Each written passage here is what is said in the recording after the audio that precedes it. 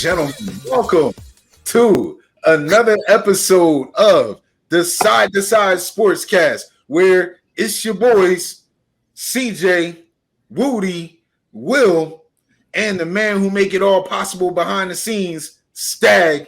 And you already know we come to you every week to break it down from all sides. We break it down from the court side, from the ring side, from the sidelines, and for them sports they play outdoors, we outside, baby. It's side to side. That's how we ride. And we in the building today to cover the sidelines because we are 2 weeks into the NFL season.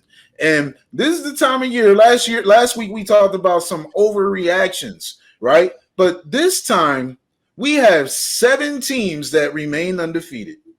We have 7 teams that have not won a game yet.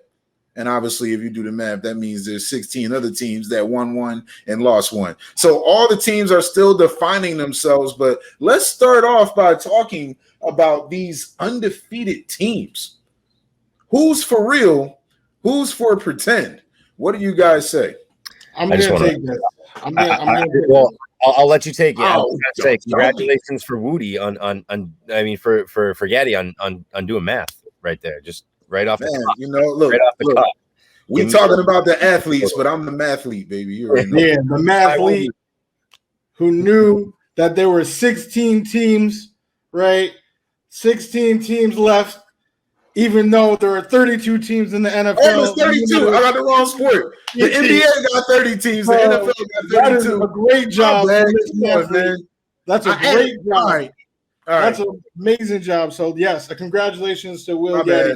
I also want to congratulate CJ Silva. I want to congratulate him because he chose my side when talking about the most dominant division in the NFL this season. We're talking about the NFC West. We were in it together. We had this man, the mathlete, try to tell me, the AFC North, I'm Will Tomlin Jr. and, the Bengals. And I'm like, no, the Bengals are not even a good team. Like, they're not even in contention for the playoffs.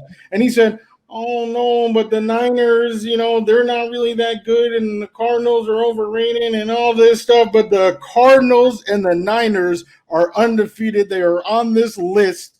The team that he actually thought was the best in the NFC West, the Seahawks, are not on this list. So, just L's all around for my boy Will Gaddy Jr. So I just want to throw that out there. There's been a lot 2 weeks. It's been 2 weeks. Okay. It's been 2 weeks. It's been 2. What we've been saying is coming to fruition. What we've been saying is coming to fruition. That's all I'm going to say about that. But I do want a special shout out to my boy Sam Darnold. The man is 2-0. The Panthers is their first 2-0 start since 2017. The Panthers, I don't think anyone was really talking about them before the year, but right now they do lead the NFL in points allowed. And I know obviously the biggest cop out there is, week 1 they face the Jets. But the Jets, put up their, horrible, 6 point performance in week 2. They actually did score some touchdowns against the Panthers in week 1. And the team that they faced in week 2, the Saints, dropped 38 on those Packers. So the Panthers, they definitely got something going on. Brian Burns and those guys over there are definitely doing something. I would say, they definitely deserve some respect. We'll see how it goes. I would imagine they're going to be 3-0 when they face the Texans, but we'll talk about that later. I think it's time for me to just pile on Will right now because he can take his rebuttal after we go through what I got to say about them Niners and them Rams and them Cards, because honestly the Cards they have probably played the best teams as far as opponent rank goes. The Cards have beat the Vikings and the Titans. Okay, the Vikings haven't won a game yet, but okay, they're better. They're more respectable than the schedule of the Rams beating the Bears and the Colts, or the Niners beating the Eagles and the Lions. So, what we've said before, and I love this point that Wudi brought up. we're not even talking about the Seahawks in that division right now. That division is super strong, right? Super, super strong. So I'm giving it to those boys. I do like the shout out to the Panthers, and then the obvious pick is the Bucks, right? The Bucks, reigning champs. We can ride that bandwagon all we want. We don't need to say too much about them. They got all the vets. They got good talent. They're led by Brady. So that's all I got to say about that. I think we drilled that home, and we're looking pretty strong in that prediction so far, Wudi. I like it. Yes, sir. let me tell you both something. You want to talk about math, right? Do you know how far we are into this NFL season? A whole 12% into the season. And y'all hype about, I told you this is the best division. This is the best division. NFC West, let's go. No, it's too early to be crowning people right now, man. Way too early. The Rams, okay, they're about to play the Tampa Bay Buccaneers. We're going to see what the Rams are really made of. Now, if they win next week on this show, keep it coming, because that it would be a huge win, right? That would be a huge win. 49ers versus Packers, that game could go either way.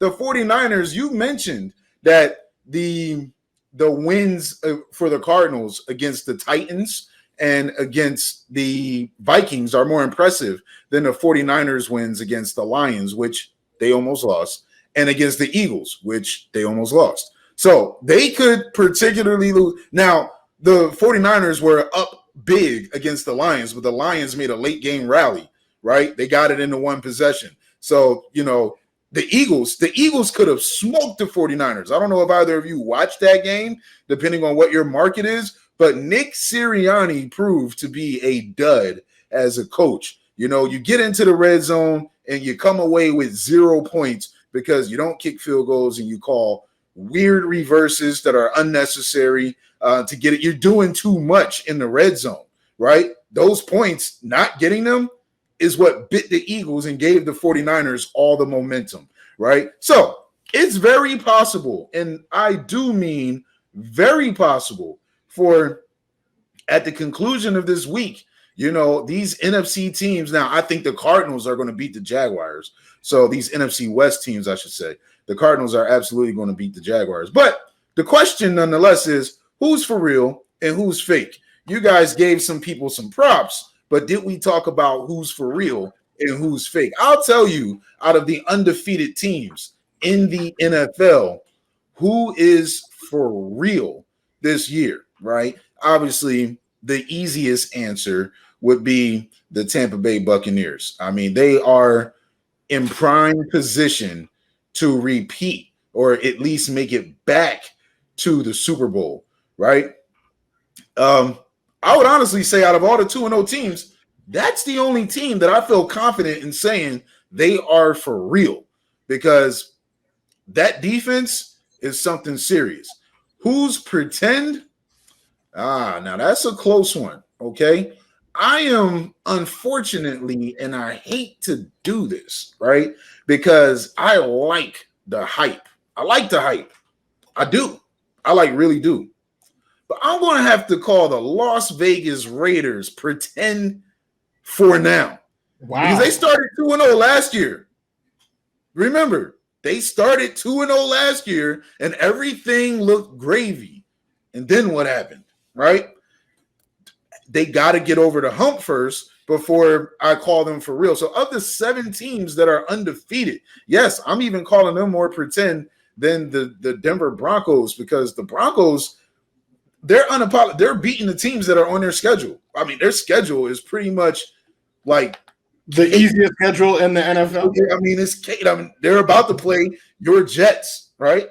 That's win. 3-0. They're about to be 3-0, right? And it's on from there.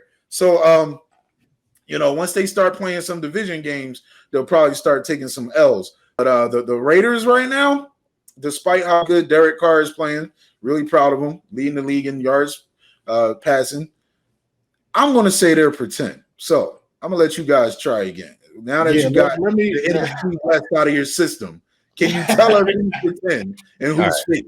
Right. Oh, you got it. I'll lead off the little fake segment because mine's gonna be pretty short. Because I do like the call out that the Panthers are off to a hot start. Right, Darnold looks all right. You got McCaffrey there. I'm selling. Brian Burns, man, defensive side of the ball. I'm selling the Panthers. Okay, they beat the Jets and they beat the Saints. Okay. The same Saints that demolished the Packers, by the way. And the same Jets that just looked like a JV team against a not even good Patriots team coming from a not even good Patriots fan. So listen, I'm telling you, the Panthers are the story of McCaffrey. They around him, I mean, DJ Moore and Darnold seem to have a pretty solid connection, but we watched McCaffrey drill it down to about the 1-3 times last week, and they threw the ball in. I don't know if that's going to consistently happen. They need to be able to be a little bit more effective in pounding that ball in, from 5 and in. And I think McCaffrey is just. He's too, when you put that much of the offense on a player, I don't know how long they're going to last doing that. We've seen Barkley take most of the workload as the Giants, as a young guy and a beast. And he ran out of gas. We're seeing, the ineffectiveness of a quarterback on top of that. So, let's see what happens with the Panthers. I'm not sold. Maybe they'll prove me wrong. Hopefully they keep trucking. We'll see. I got McCaffrey on my fantasy team, so goodwill upon him. Well, I had no idea that McCaffrey played on the defensive end, because right now the Panthers have been doing so much work they literally have the fewest points allowed in the NFL. The way McCaffrey plays, he probably could, right? I could be in defensive end. So I'm, Panthers, everyone out there, in North Carolina, I got your back. All right, you guys are doing work for now, and I'm rooting for you. 3-0. They are of these teams. They are actually one of the most likely to be 3-0. A team that I'm definitely going to isolate as for real. And I know it's only 2 games. I can't even verify that it's 12%. Let me get my calculator out, because there's no way I can trust this fake math. 11.7%. Go ahead. But, if you do look at the numbers from a credible source, only one of these teams is in the top 10 for points for and points against in the NFL right now. And I know it's only 2 games in, but I do think that's a trend that is going to hold up. When that trend holds up, it is almost a guarantee that this team will be in playoff contention and probably win their first game. That team that Will Getty hates is none other than the L.A. Rams. Matthew Stafford doing his thing, making Cooper Kupp a superstar. Aaron Donald's already a Hall of Famer. They are just doing thing after thing. They are about to just smash athletes. I'm telling you right now, this team is for real. All right. And I know, I got to wait till week 3. So we're going to wait till week 3. And I'm not guaranteeing victory. I'm not, right? Because this team is not going 16-0 or 17-0. My apologies. They're not going 17-0. But they will be a playoff team. They are going to be a force to be reckoned with. Mark my words, Sean McVay and the boys, they're going to be doing work. They're going to be eating one of the best offenses in the entire NFL, one of the best defenses in the entire NFL. Holla at your boys, the LA Rams. That man Cooper Kupp is balling. Him and Stafford definitely have a very good connection. But I'm still sticking by the time they get there, it's going to be a one and done type of story. No, not big. Listen. One thing you can't do is Kupp run it over. I like that. Well played there, right? One thing you can't do is look at a game from last week and compare that outcome to a game from this week. That is one of the that's just a fail waiting to happen, because every week in the NFL is completely different, right? It's just no matter what team you're playing, it's completely different, right? So even though the New Orleans Saints trashed the Packers, right? And then the Saints go and get trashed by the Carolina Panthers, right? I mean, you would also have to look at the Ravens defeated. I mean, the Ravens lost on Monday Night Football to the Oakland Raiders. Oops, my bad. Vegas, Sin City, where you at? They lost to the Vegas Raiders, right, on Monday Night Football. But then they come back and beat the Chiefs in a close game after looking sloppy, right? So, like, these teams are just feeling their way out through the season. Some weird stuff is going to happen in this first quarter throughout the first 4 weeks. But, that's what it is right now. But let's actually flip the conversation to these teams that haven't won yet. Out of these 7 teams, what team do you think is not as bad as their record shows? Is there a hidden gem? Is there a light at the end of the tunnel? Yes, we are early, and there's been 0-2 teams that have rallied to make the playoffs. But when you look at these teams that are 0-2, we got the Jets, we got the Jags, we got the Colts. Carson Wentz got 2 sprained ankles, 2, right? One for each loss, but they both happened in one game. Oh, and by the way, those Colts still almost beat your Rams, but that's another, almost don't count, right? But that's for another story. The Giants are 0-2 again. They've been 0-2 every season since 2017. That is crazy. The Detroit Lions are 0-2. The Minnesota Vikings are 0-2. And the Atlanta Falcons, they're all 0-2. Out of those teams, are there any hidden gems? Do you think any one of these teams can reverse the table and maybe finish? Well, you can't finish 500 anymore, but maybe in that last couple weeks of the season be competing for a playoff spot or a wild card? I mean, it's not a really wowing list, making a case for any of these teams, but I'm gonna follow the trend that I started for myself in a previous episode that we did, in saying that there's an outside shot that the Jags could start surprising people. I mean, we got to remember that they're. Oh, listen, don't mind me. Go ahead and make your point. By surprise people, I'm not even saying they might hit 500. They may not even hit the playoffs. I'm saying that they are exceptionally young, and there's an outside chance that they could put it together athletically. They've got, like I said, everybody's was on the Trevor Lawrence bandwagon, and now they're jumping off exceptionally quickly. But you still got guys to throw to in that offense. And so once Lawrence maybe gets used to the speed of the NFL, I mean, Wudi, you saw your quarterback, your team throw 4 picks last week. Are you giving up on him? Are you saying that he's not going to win any games? I don't think so. I don't think the Jags are giving up on Lawrence either, right? So there's time, and we keep preaching that it's week 2.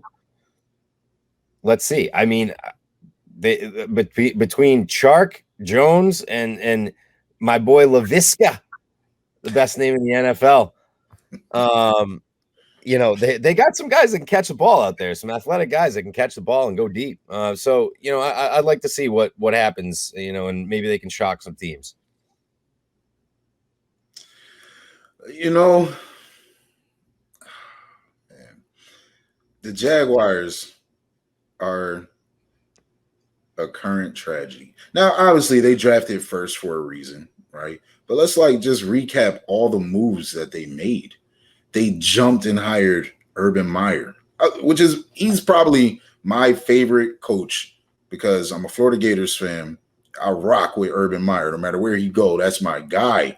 But I never thought he'd be a fit for the NFL because of the system that he runs. But he did bring in Darrell Bevell as his offensive coordinator, let a pro NFL coach take over Trevor Lawrence. But Trevor Trevor has looked uninspiring. You know, like when you look at his game last week, I mean, he was 14 for 33 with 118 yards. Yeah. Like, you want to say he got receivers to throw to, they like, bro, like, I'm right here, not over there. Like, where are these balls going? You know, like Trevor is, you know, it's a lot to handle, you know. And another thing is Trevor Lawrence, you know, I saw you dabbed on him real quick, you know, but Trevor Lawrence never lost. He was 29-0 in regular season competition in college. You know, his only losses were like when they got to the championship game, and unfortunately they didn't beat Bama. You know, that's it. Like, you just get ready for the next season. Now you're in the NFL. You never lost in high school. You get to the college game. You're not used to losing. You lose in your first week, right? Badly. Like, you know, the game was kind of lopsided. You throw turnovers. You're not used to doing that. Then you come to the second week and you play worse. I am really concerned about Trevor Lawrence, his mental. But we'll see. It is early, but it's not too early to start the conversation. You know what? I'm just going to transition, though, into, if I look at one of these teams that haven't won yet, there's one team that I probably thought would be one of the worst teams in football. I don't think any of these teams, honestly, in my opinion, have a playoff shot. But if there's one team that I'm just somewhat semi-impressed with, you know, more impressed than I was heading into the season, I'd have to say it is those Detroit Lions. And I'll tell you why. You know, Jared Goff, he got traded. We all think he's a bum. He's not going to be there. He's got a noodle arm. It's just not going to work. But he is playing some good quarterback for the Detroit Lions. Like, he looks like a good quarterback. He doesn't look bad at all. He looks like he's motivated. It looks like that trade has done something to him. He's playing well. They don't have the greatest roster, like if you talk about balanced talent on both sides. But when they were down big to the 49ers, man, remember Coach Campbell in his press conference, he says, we're going to bite you in the knees, we're going to bite limbs, and we're just going to keep on clawing. And we're going to take a chunk out of something else when there's nothing. Like, he was having this ridiculous speech. Well, that was evident in week one when they started to get back into the game. They weren't quitting. The game against the Packers this past Monday night, it was a little closer than I imagined it to be. Like, at the beginning, it was close, but then the defense just couldn't hold up and too much pressure. They couldn't get down the field. But this team's going to keep working. They're definitely going to keep working, and we're going to see what happens next. Now, they got a tough opponent coming up in the Baltimore Ravens. So, I mean, they could easily be 0-3. But at the same time, I think that there will be a spot in this season where they hit a little winning streak and hit their stride. I actually would trust them more than any of the other teams that haven't won a game yet. I'm actually shocked to hear both of you guys say that what you guys said. I feel like there are two teams that I was going to flip a coin for, and you guys said none of them. I mean, the Lions and the Jags. I mean, apart from the Falcons, it doesn't really get, you know, too much. I mean, they're. I don't know. I'm not feeling good about them at all. At all. One of these teams I actually had as a sleeper team, which I'm not going to abandon ship yet. And the main reason why is because this team has the third lowest point differential in the entire NFL, right? The Chiefs are +3. The Steelers are -2.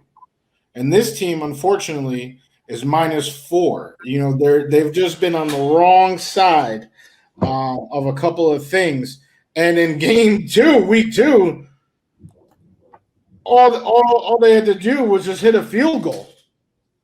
That's all they had to do. But unfortunately, this franchise has had some horrible, horrible luck with kickers. They have a great roster. They have solid coaches.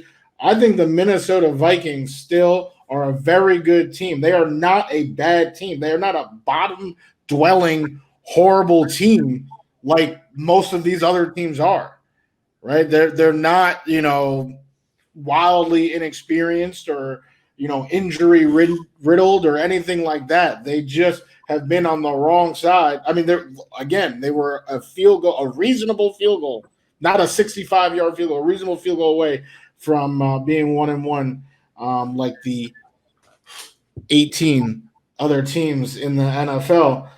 So, I can't believe you guys didn't say that. Also, shout out to the Colts, even though their defense hasn't been as great as I was expecting them to be. And I do want to say, and I don't care. What you guys are gonna say. The Jets are not as bad as they played this past Sunday. No, that's not true. That's not true. You already know I'm the first person to blast the Jets. I don't think we should have traded Sam Darnold and drafted Zach Wilson. I'm the first person to blast, a bad move. But you also thought Sam Darnold was better than Dak Prescott, but go ahead.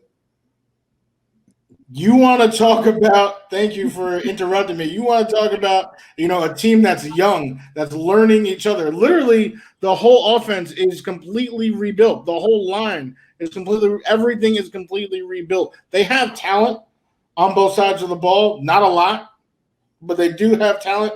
They are not as bad as they were. As a matter of fact, the defense actually played pretty well. The offensive line created holes for the rushing attack, but Zach Wilson, he wasn't even seeing ghosts. He was seeing demons out there. I don't even know what he was not seeing Jets receivers. It looks like he was seeing Patriots. But hold on. This is a rookie quarterback going against Bill Belichick. Is that not something that we've seen well documented for years and years and years? Oh, absolutely. Justin Herbert. Right? Didn't he just break a record? Most touchdowns by rookie QB. How did he do against the Patriots last year? Damn, they got beat 45-0, right? And he just threw pick after pick as well. But that was his 11th game. Right now, we're talking about Zach's second game in the NFL with a less talented team. Let's roll it back again to the Jags, right? Let's talk about that again, right? Like the second game of a first-year quarterback with some talent on that offensive side. That was my only case for the Jags. Aside from that, I mean, but he didn't go against Bill Belichick. Why is he throwing 5 picks in 2 games? He didn't. Zach Wilson still threw more picks than Trevor Lawrence. Fact. No, that's not true. They both have 5 picks in 2 games. Oh no, I was saying last week. 3 and 4. What do you mean? 3 and 4. 4 is more than 3. Hey, look, all right, and 2 is more than 1 from week 1. I'm not a big math guy. If you want to be sticklers on math, then you got to I don't get it. 5 is equal. Look, week 1, 2 was more than 1. I'm telling you right now. And they got Salah has those boys competing. I'm telling you right now, the Jet they are not the bottom feeders that I think some of these teams. Especially I think the Falcons might be the worst team in the NFL. I really do. They are so bad. Of the teams, and they didn't even. They faced the Bucks, but the Eagles, for the Eagles to drop 32 on them like that, they couldn't even get in double digits. You draft Kyle Pitts, you're trying to reload for Matt Ryan, and this is what you come out with. It's embarrassing. It's embarrassing. I literally think the Falcons. They should prepare to take a quarterback with their number 1 pick overall. Blow it up. Just blow it up. Yeah, definitely. You know what I'm saying? But for the Jets, I'm telling you, it was his second game against Bill Belichick. It was obviously very ugly, but I don't want you to think this is no, it's not. I promise you it's not. I think the Jets. I think it's a bad moment right now. Losing that divisional game 25-6. That was the game that if you're going to be the new Jets, that game needed to end 17-16, the Dolphins-Patriots game ended. That game needed to be a little bit closer. But hey, turning the ball over, and I love what Coach Salah said at the end of the game. Every play doesn't have to be spectacular, right? He shot a message to his young quarterback, holding them accountable. And they're going to keep working. I still like the staff that the Jets have. They're going to keep working. I feel more confident about them, actually. And you're going to, I don't know. We're going to see. I actually feel a little bit more confident about them than I do the Minnesota Vikings that you talked about. And I'll tell you why, right? There are 6 reasons why I didn't pick the Minnesota Vikings. Reason number 1, they lost to the Cincinnati Bengals in the opener. Like, the Bengals are not that good of a team. But Yo, that's your AFC North. Part of the strongest division. But okay. The Cardinals, they lost to the Cardinals. I mean, they were in Arizona. That game was close. Like, they had their chances to win, but they didn't finish. And that seems to be a continuous narrative for them. Next up, they have the Seattle Seahawks, who are coming off a loss, right? I do not expect the Minnesota Vikings to win against the Seattle Seahawks, right? After that, they play the Cleveland Browns. We are at reason number 4. I don't really feel too confident that they're going to turn this around because the Cleveland Browns, say what you want, man, this is not the old Cleveland Browns anymore. That team plays physical. I don't know if the Vikings are going to be able to handle that. And then my sleeper loss, which could be their first victory, but I do think it could be a loss, is they're going to play the Detroit Lions. And the Detroit Lions, look, say what you want. The Coach Campbell, right, if they could lose that game, that division game, is going to be a head-on-head collision. Mark my words, right? And then after that, they play the Carolina Panthers before they go into their bye week. And then they come out of their bye week and they play the Cowboys, the Ravens, the Chargers, the Packers, and then the ninth. Look, it is not looking too good for the Vikings. You can't – I know I did what I always accuse people of not doing. You can't go too far ahead of the schedule because you don't know what teams' rosters are going to look like at that time. You don't – people catching COVID, missing game. Like, anything could happen. But at least for the foreseeable future, Vikings got some tough matchups, and they haven't been able to win close games. This is not just a narrative of this year. Unreliable field goal kickers will get you an L. Like, you can do everything you need to do. If your kicker can't get that ball through the uprights, you are walking away with an L, right? Then everybody in the locker room mad at the kicker. That stuff bleeds, right, into other weeks. So I don't feel too confident about the Vikings. See, I think on Madden, they got a better roster than these other teams, right? But the way this season is playing out, I'm not too sure about it. Yeah, so I will not lie. Those are all tough matchups, but they're a tough team. Like, that's what I'm saying. Like, I feel like they are a good team. Like, if you said that and like we were talking about the Falcons or the Jags or the Jets, it's like, oh, but those are like, it's not even like a question. It's like, oh, those are losses, man. The Giants, right? Like, those are losses. But I mean, with the Vikings, with the Colts, I mean, I'm not gonna lie. I would also throw the Lions in that lower tier. But I feel like the Vikings, like any one of those, are competitive. I don't think any other team of these 6 would have had that competitive, opportunity to actually win with a field goal against the Cardinals. I don't. Now, one thing that we kind of just alluded to was not looking too far ahead into the schedule. Mm-hmm. But this past week was a little weird, right? Because there were some things that took place in games that could definitely impact some teams' status for some of these games that they have on their roster. We're talking about injured quarterbacks, right? What was going on out there in week 2, man? Quarterbacks was going down everywhere. All of a sudden, a few plays in and Jacoby Brissett running off the bench. I'm like, what? But, Tua gets injured often, unfortunately. Derek Carr, he's injured. I mean, if he can't go, Nathan Peterman has to start. How about that for the Las Vegas Raiders? Ben Roethlisberger, he's hurt right now. He may not be able to go. Carson Wentz didn't just sprain one ankle against the Rams. He sprained 2 ankles against the Rams. 2, right? Jeez, 2 ankles against the Rams. It was definitely a bruised up week for quarterbacks in the NFL. Fellas, tell me, who am I missing? What do you think about these quarterbacks that are getting that got knocked down and may not be able to come take the field next week? I'm going to give it to you short and sweet. The guy I feel the worst for right now is Tyrod Taylor. Oh, yeah. Oh, my God. My man was balling out, just out of the clear blue sky, coming in, taking advantage of a situation. Right, we've seen him lose his spot to the likes of Herbert. You know, he's never been able to get his footing, and it seemed like this was his opportunity to get his footing. And boom, just like that, he goes down. And now, now the Texans got David Mills probably as their quarterback next week.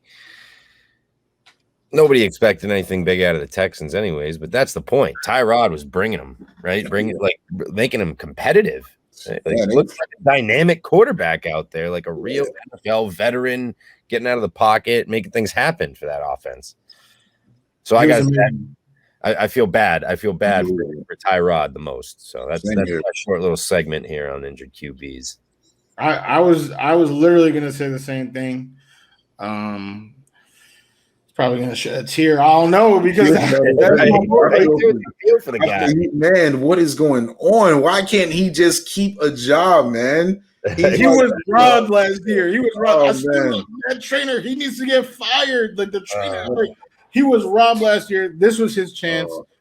Deshaun Watson said, "I'm gonna do you a solid. Here's a starting gig on an NFL team," and their Tyrod was killing the game.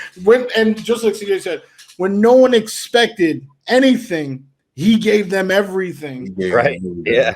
Brandon Cooks is the 5th leading receiver in the NFL in yards right now. Unreal.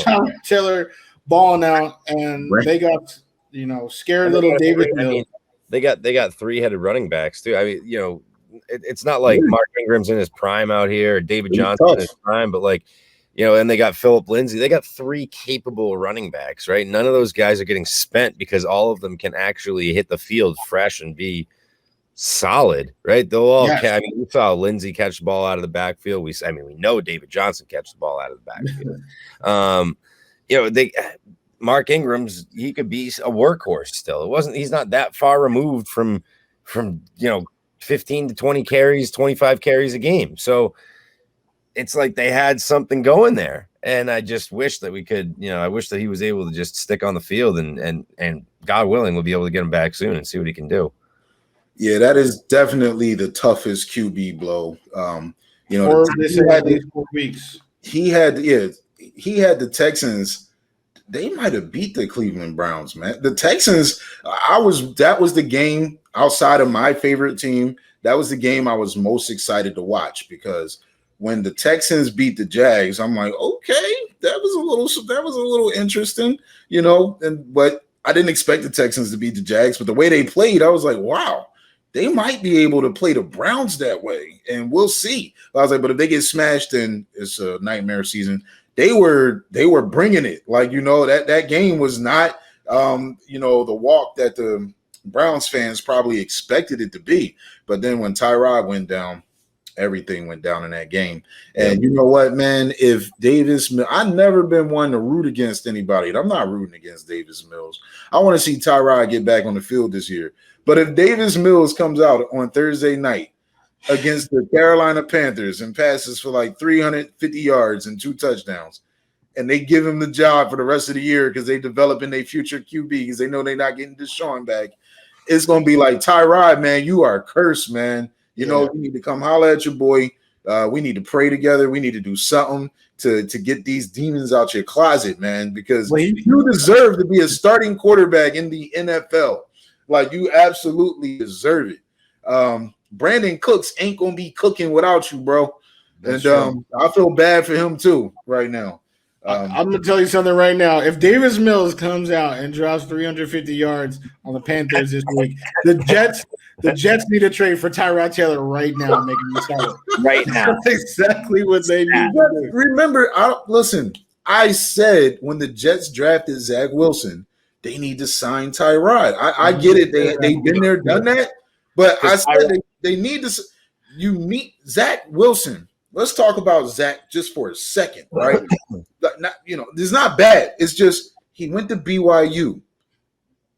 He didn't play major teams, right? The NFL is a different game. You need to give that quarterback just a little bit more time to prepare. Why does Mac Jones look so comfortable? He's not doing anything spectacular, but he looks comfortable because he played in some big time, heavy pressure college atmosphere games. He's a little bit more NFL ready than the guy who can just sling it all over the field, against defenders who playing fantasy football right now, not NFL football right now, right?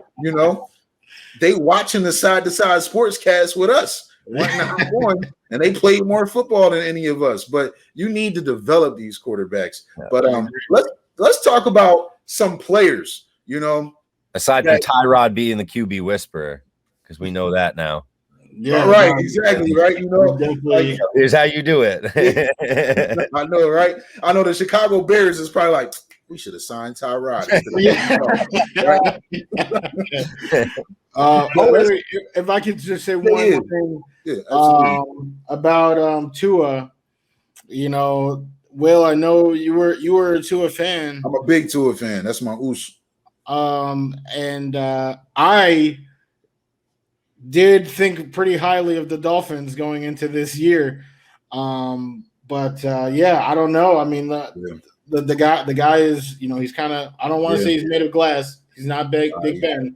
Yeah, his body does not seem to be NFL designed, I guess you could say. He's already a small quarterback, but he cannot take he don't get up too much, man. And the Dolphins, I know the Dolphins be looking at Justin Herbert, huh? Jacoby Brissett is one of the better backup QBs in the league. Absolutely. I like Jacoby Brissett, man. I really like coming out of NC State. I just don't think he's ever been given a fair chance to really hold the position too long.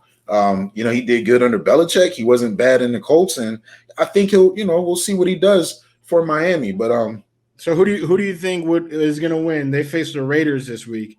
Who do you have?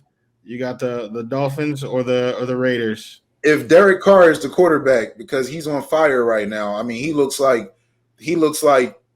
one of the best quarterbacks in the league just through 2 weeks. Like, my man is precise. Like, he's a surgeon out there. If Derek Carr is playing, I got the Raiders. But if Nathan Peterman is out there, Miami, give them the gift wrap, put a bow on top of it. If they need to be ashamed of themselves if they don't come out of that game with a dub. If the Miami Dolphins cannot beat the Nathan Peterman Las Vegas Raiders, they absolutely need to be ashamed of themselves. Like, seriously ashamed. How bad are they missing Marcus Mariota right now? Right.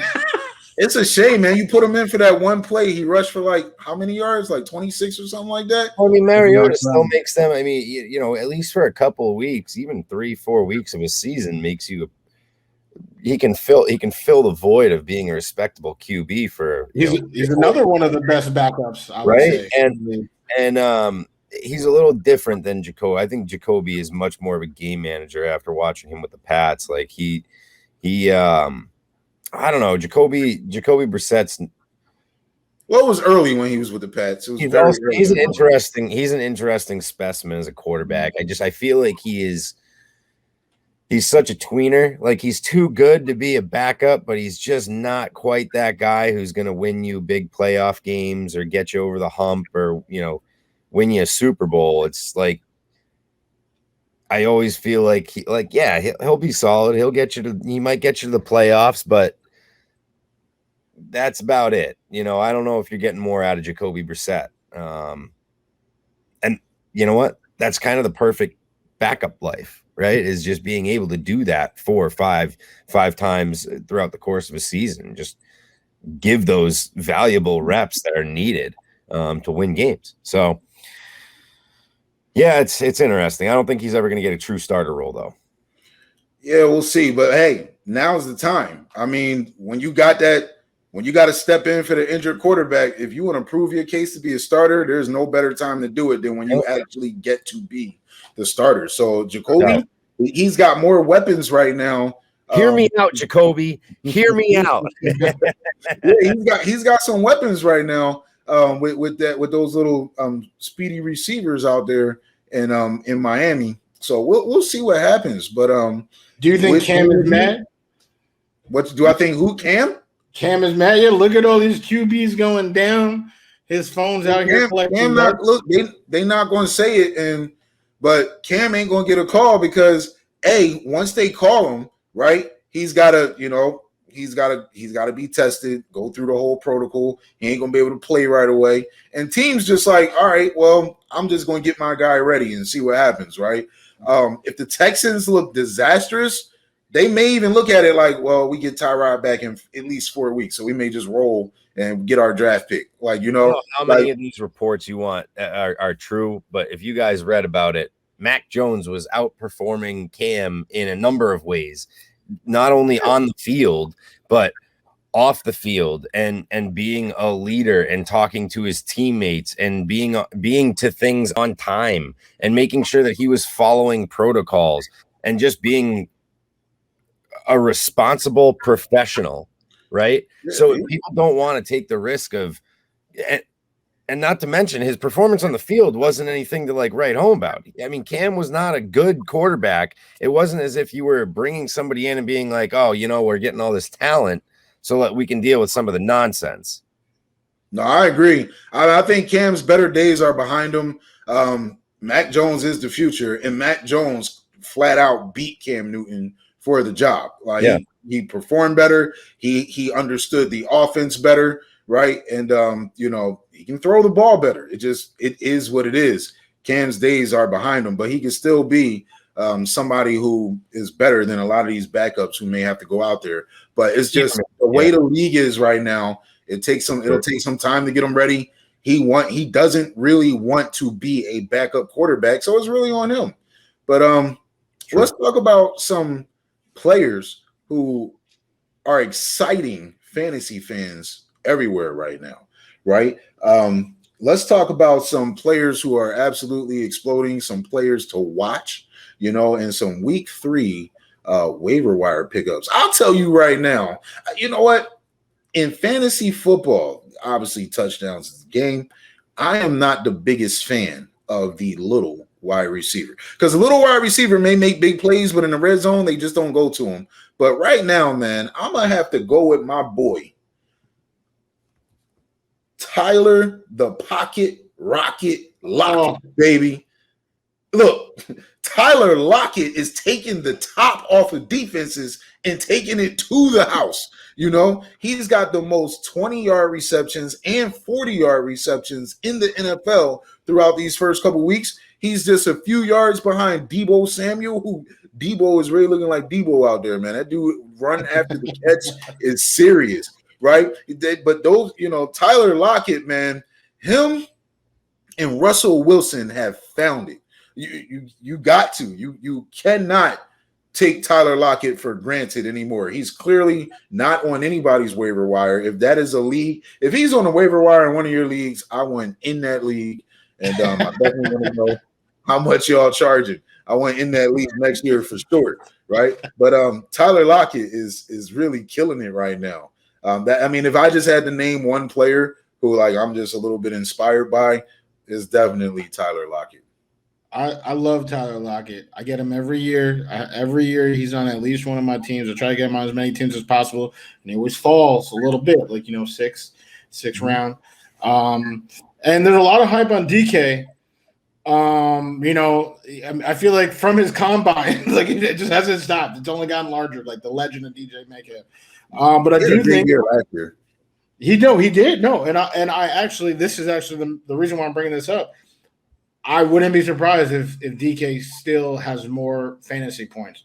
I mean, Tyler Lockett every year will have these explosions. We've just never seen it week 1 and week 2 like that. Right. That's why I'm like, oh, he did it twice. Whoa, okay. But but I remember against the Cardinals last year, the man had 180 yards and 3 TDs in the first half. And he was putting up Tyreek Hill, he does this. So I just, I think player to watch might be the best term for him because we can't just, set it and forget it. Like, there will be games probably that, he has a single digit outing and, DK's getting it. But for right now, I mean, you got to ride that. you got to ride it till, But one person who I'm going to put up there who had a pretty solid week 1, and then had a better week 2. And I'm like, is this like, can I start counting on this? I thought I can count on this guy last year, and he let me down. You let me down. But his rookie year was solid. I'm talking about none other than Hollywood Brown on the Ravens. He had a pretty solid rookie year. Last year, you let me down. But maybe it was Lamar, because Lamar was having severe. If your name wasn't Mark Andrews, Lamar was not hitting you, consistently. So now Lamar seems to, kind of have a better grasp. I think Sammy Watkins, and I knew it before. I think one of you guys roasted me, but I knew Sammy Watkins was going. He's a good player. He's someone who does not play 16 games often. He's probably not going to play 16 games this year, but he's a good player. And I think seeing him out there and having, the defense have to pay attention to him is helping open up Marquise. And even so, Lamar's not even hitting him as many times as he was open. If he had a better thrower, in the pocket, I think Hollywood Brown would be one of the most consistent players in all of fantasy. I do believe that. But even with Lamar, I think he's a player to watch. I don't think he's on the if it's a 10-team league, maybe he's on the wire because he's getting disrespected. But if not, that's definitely someone who you could still buy pretty low right now because, people are uncertain. Like, is he going to sustain this? I think he will. Okay. Hey, it's a good pick. I like to be able to round this out. Going with a couple of, I think it's a big running back week. So Tony Pollard, he's my number 1. In tandem with Zeke, he's going to help him. He's definitely going to be the number 2. We saw what he did last week. I can't wait to see what happens because I've got both of them now on one of my teams. I spent a chunk of change to get Pollard this week because I do believe that he is going to be a solid change of pace back with Zeke in Dallas. So that's my number 1. My number 2 is somebody that we've been talking about even before the season began, and that's J.D. Mckissick. I know that Gaddy's been snorting some J.D. Mckissick for a little while now. He's real high on J.D. So good call on that. I do like the fact that he's going to catch the ball out of the backfield. So your PPR leagues, he's a real solid option. I'd question the RB2 to push that far, but definitely a flex. I'd be comfortable putting him in a flex role. And then lastly, I hesitate so much, and you guys will probably understand why, but Cordaro Patterson,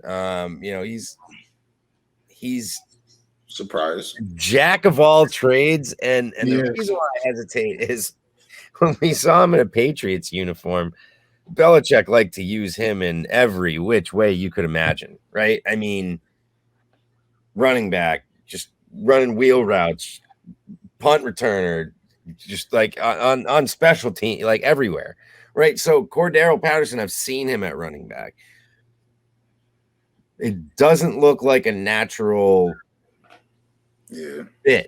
Okay, so I don't think he's your traditional point getter who's going to also be catching balls out of the backfield necessarily.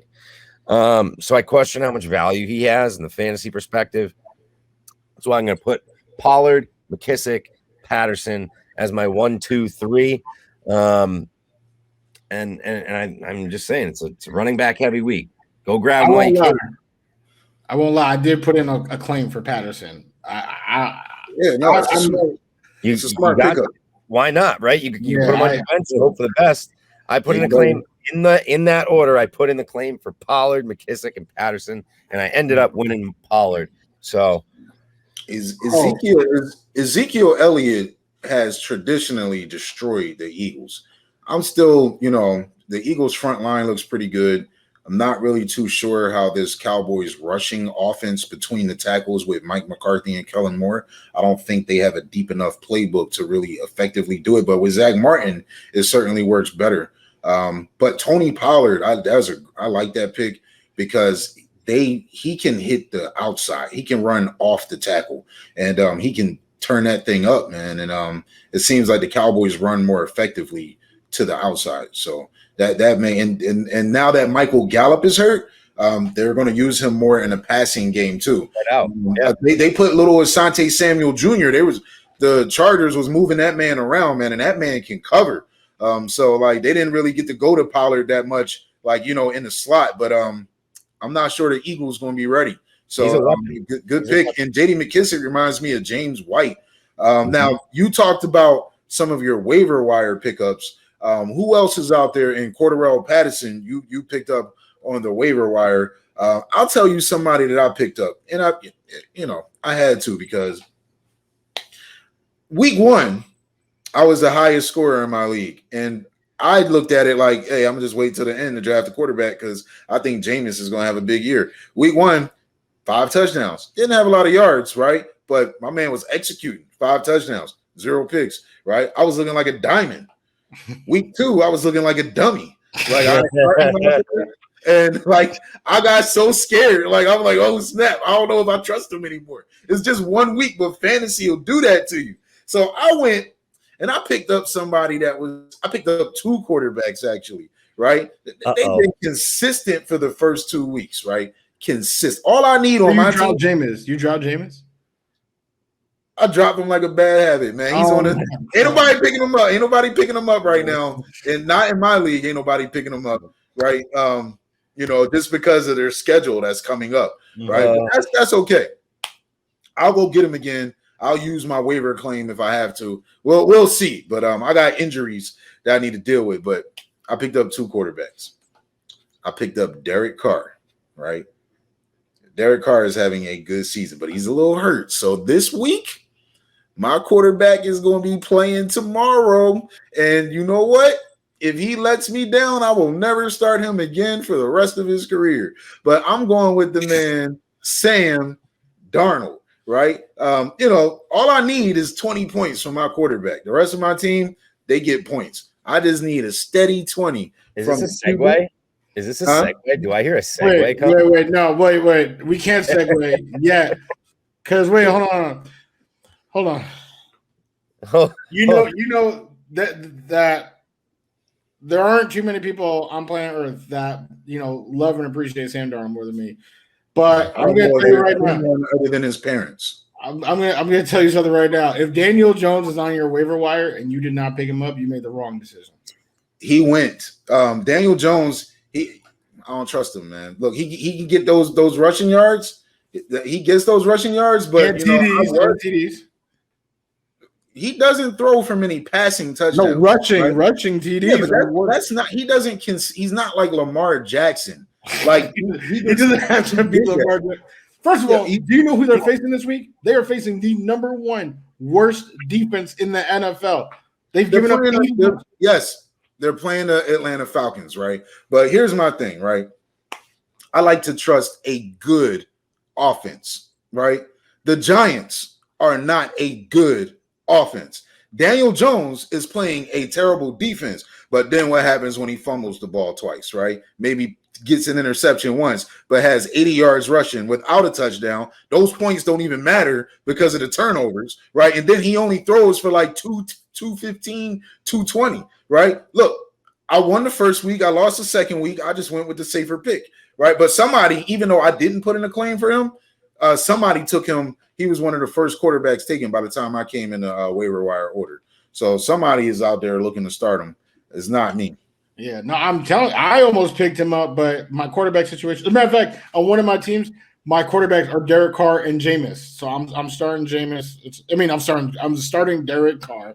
Sorry. There you go. And I thought about picking up Daniel Jones, but I still have faith in Sean Payton. I have faith in Jameis. Literally, this Panthers defense might be something to be reckoned with. But I cannot let this segment go by without me yelling at this person.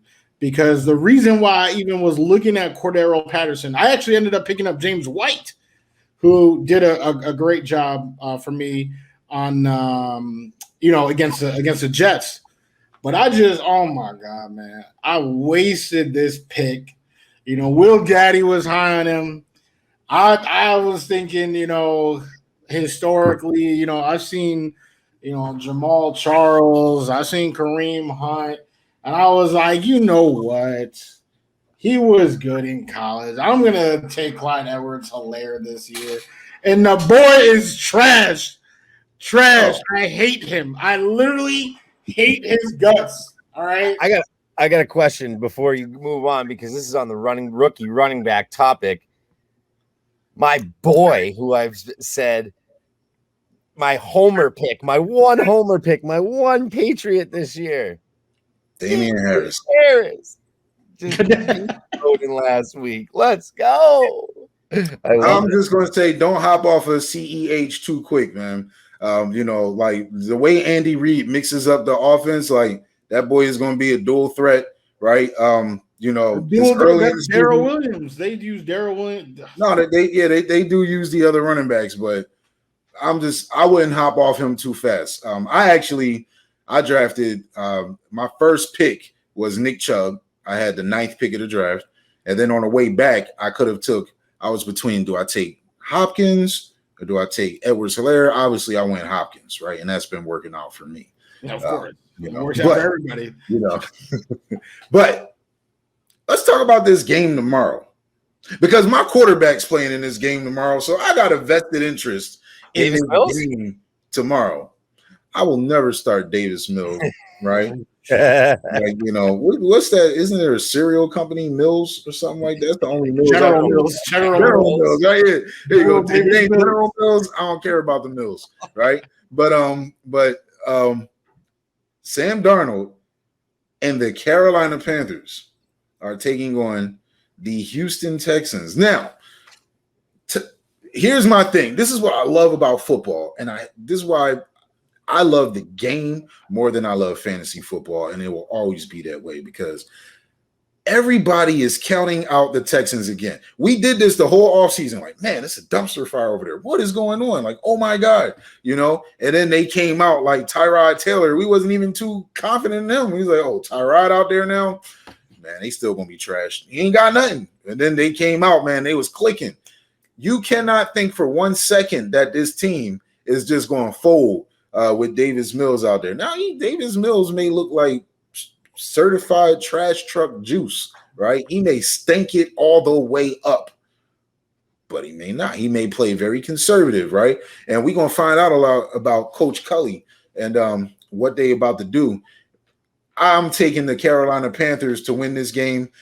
This will be the first time the Panthers have advanced to 3-0 since their Super Bowl year in 2015. It might even be the first time Sam Darnold has ever been 3-0. It might even be the first time he's ever won 3 consecutive games in his career. I would have to fact check that, right? It's not true. It's not true. It's definitely not true. Okay, all right. I'm gonna take your word. 2019, when he had oh my God, don't even get me started. I'm gonna take your word. You the Jets fan. I'm gonna take your word for it, right? But the Carolina Panthers have a chance to go 3-0, and I think that is I'm taking the Panthers. The Texans gonna have a hard time stopping Christian McCaffrey and Christian McCaffrey. Dang, I don't want to botch my man's name up, right? I feel like everything you just said are like things that I was about to say to you as to why I really think you should look at your waiver wire again for the QB option. And like, I'm not even like, it's not even like I'm saying that Darnold's gonna stink it up, but I am saying that I think it's a far cry that he is going to light it up tomorrow. Oh no, I don't think he's gonna light it up. He's just there's no like teams in my league have 3 quarterbacks. Like I'm not starting Joe Burrow. I mean, he was on my team, but I'm not taking Joe Burrow in his next matchup. That last game was a little scary to me. Like literally Joe Burrow is probably the best guy out there right now. Oh, I could take my boy. I could pop a Heineken for my boy Taylor Heineke, but I ain't about to do that though. Just off 1 week. That's another player to watch from XFL reserve to NFL starter. But in this matchup, I like Sam Darnold to have another consistent game, possibly 300 yards, maybe 2 touchdowns. He might run for like a 25-yard scramble. I'll take those points all day. I do think they are definitely going – let me not say definitely, but I do think they're going to win. I feel pretty confident saying that. And one thing that I said, I think it was the first time I spoke. Well, obviously, I was talking about the NFC West the first time I spoke. But the second time I spoke, I was talking about the Panthers' defense and how, like, underrated they've been and, you know, all the pressure they've been getting on their quarterbacks, you know, that the Packers were not able to get on the Saints. You know what I mean? Like, I know about the difference between the weeks, but so far, very consistently, Brian Burns and the boys have been making life pretty miserable for the quarterbacks. And I'm literally looking at a headline here, you know, of the Texans, you know, the coaching staff worried about the mindset of Davis Mills. So maybe one, you know, close encounter with Brian Burns and the boy is you know, rattled, is shattered. So I don't expect much from Houston. I know that literally goes against everything that we were just talking about with them being underdogs. I would actually expect more from their defense and their offense. But final prediction, if I'm putting a score on it, I'm going 20-10 Carolina Panthers. Okay. You think it's going to be a low-scoring game? I do. Okay. All right. Well, I mean, you guys, I'm not going to pound this topic to death because I think we're all pretty much on the same page as far as Carolina being able to take this one. I mean, we don't even know who the quarterback is who's going to be taking snaps for the Texans. So I said it earlier, I expect big things out of McCaffrey. I really hope for big things out of McCaffrey because he's my workhorse. I got him and Zeke with Pollard sitting on my bench. I got Damian Harris in that flex. I'm ready to rock and roll, boys. Let's do it this week. But I think we're gonna do. We're gonna do a little something new. A little guaranteed winners. Is that we're yeah. Let's Oh. take. How about we pick one team that you feel confident is going to win this week, and let's close out the segment. Right. I will. I'm gonna eat this one up right here for you. Okay. If there's one game that I'm really confident in, it would be the Bills. Ooh, I didn't expect that. Over the Washington football team. I love the Bills. I mean, honestly, this is coming from a Patriots fan, and I just love what the Bills have as far as a roster goes. When I'm watching that offense go, and they add a guy like Emmanuel Sanders, who's just a reliable, wily vet, to a quarterback with the strengths that Allen's got. I mean, they've just compiled a very talented roster that's really impressive and ready to take over the AFC East division.